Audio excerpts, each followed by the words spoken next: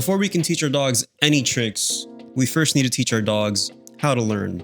A lot of trainers will completely miss this step, and a lot of dog owners will also miss this step at the start. So I'm going to show you 3 fundamental behaviors that you want to incorporate into your training on a regular basis that will significantly improve your relationship and your communication with your dog.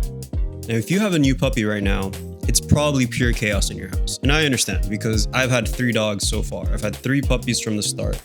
So I definitely understand the chaos that comes with owning a puppy. But trying to teach your puppy brand new tricks such as sit, down, stay, that's not the right move. When you first get a dog, the first couple of things you want to build are these 3 fundamental tips. And even if you have an adult dog, Luna's about 2 years old at this point, and I still do these fundamental moves with her on a regular basis. I don't do them every day, but as a puppy, you want to do these every single day. And for about the first 6 months that I had her, I did this every single day with her. So what are the fundamentals? The fundamentals are really teaching your dog a way to learn.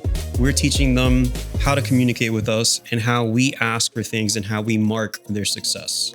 So let me walk you through each one, and by the end, you'll see why they make sense. So I have a treat bag. The treat bag is full of her food and some of her treats as well. And we're just gonna let her eat out of our hands. Let her get comfortable eating off of our hands, knowing that this is a positive thing. We're gonna train her essentially that our hand has good. It's a positive thing to take things from our hand when we allow her to. And once she has this, and she's eating from your hand like this, now we can start to add some motion to it. And this is where the lure comes in. This is where kind of everything gets built. So now instead of having a fully open hand, we're gonna close it a little bit. And we're just gonna walk around with it. We're gonna move her. And as she follows, she gets.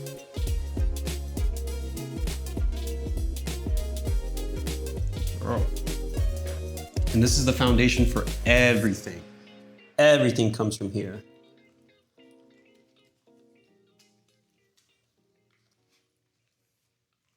And you just do this a whole bunch of times. And this fundamental, very fundamental behavior is gonna build into a bunch of other things with your dog. Now she's a little older, so she's expecting more. She wants some validation for what she's doing. She's not just blindly eating out of my hand here.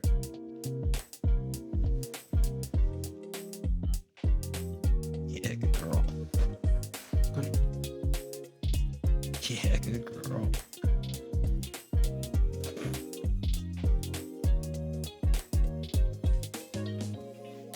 And that's it. We do that every single day. We don't have to ask any more than that from her. We'll teach her that exact thing, and we'll do it every day. And it builds a great foundation for her to learn more tricks down the line. This next one is pretty straightforward, but it's also very, very important, and it's a marker. So what is a marker at the end of the day? A marker is something that essentially tells her, good job, you've done what I've asked you to do, and you should expect a reward coming soon. So that's what we're gonna train right now, and this is how you do it. It's very simple. A lot of people use a lot of different markers. I've seen clickers, I've seen people will say specific words, even though the words good girl could be a marker. I like to say the word yes. So we're gonna say yes, and then feed her. And that's gonna load value onto the word yes. Over time, she's gonna learn that when I say yes, she's gonna get a treat coming. And that's how that works. Yes. Yes. Yes. So just do that. Just do that over and over and over again. Build the value from the word. And if you're doing it correctly, she'll give you a little look when you say the word. So we just wait. Just let her get nice and distracted. Let her get nice and distracted. It might take some time.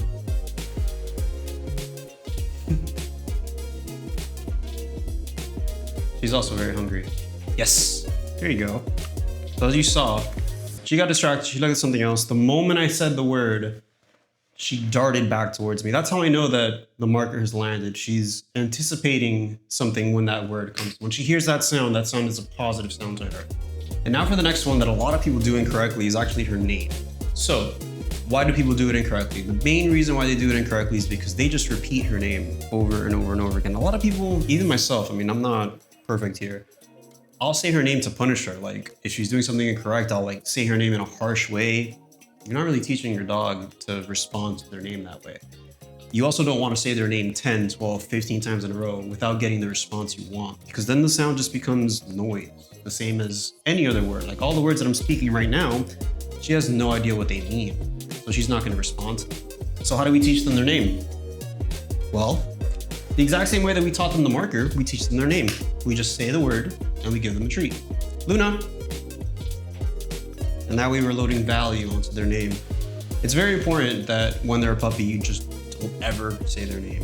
Luna. I think I went 6 days without saying her name unless I had treats in my hand. Luna. When I first picked her up. But it really cemented her name. Luna. Luna. Luna. Luna. Good girl. Here you go. And that's it. So when it comes to building a relationship with your dog, these 3 fundamentals, we're talking the lure, the marker, and her name will get you very far, and it'll really build a strong connection between you and your dog. And it'll make it a lot easier to teach them something new. Now, one thing I cannot stress enough is that her marker and her name are made of gold. You do not want to be repeating her name too often, and you do not want to punish her with her name. If you don't know what I mean by punish her with her name, think about it. Whenever she makes a mistake, you're going to say their name in a very strong tone, more than likely. I do it all the time. A lot of owners do it all the time. This is very common, and it's quite a big mistake. Their name needs to be positive, as well as the marker. And the marker is a contract. When you think about the marker, you need to think every single time I say this word or I make this specific sound, I owe my dog a treat. Keep that in mind. And if you follow that tenet, you're going to do great. If you say your dog's name and your dog isn't responding to you fast enough, this isn't your dog being stubborn. This isn't them being a bad dog. This just means you need to do more training. You need more repetitions and you need to solidify that word. So think of it like this. I want to do 1,000 repetitions of her name so that by the 1,001 repetition, when I say her name, she's going to expect a positive thing to come from that. And that's the same for every single training aspect. When it comes to sit, we do 1,000 perfect sits. And by the time you say it for that 1,001th time, they're going to do a sit. And it's the same for everything else, their name included. So every time you say their name and you don't get a response, don't repeat the name. Go get them. Do something different. Make a different sound. But don't keep repeating their name because then their name becomes noise. So get these 3 right. Build the name, build the marker, and build the lure, and everything else follows from there. So this is the beginning of the series, and the rest goes from here. We're going to build up from these simple fundamentals all the way up until some relatively crazy tricks, nothing too fancy. So if you want to stay tuned, and if you like this and you got some value from this video, please go ahead and subscribe, and I'll see you on the next one.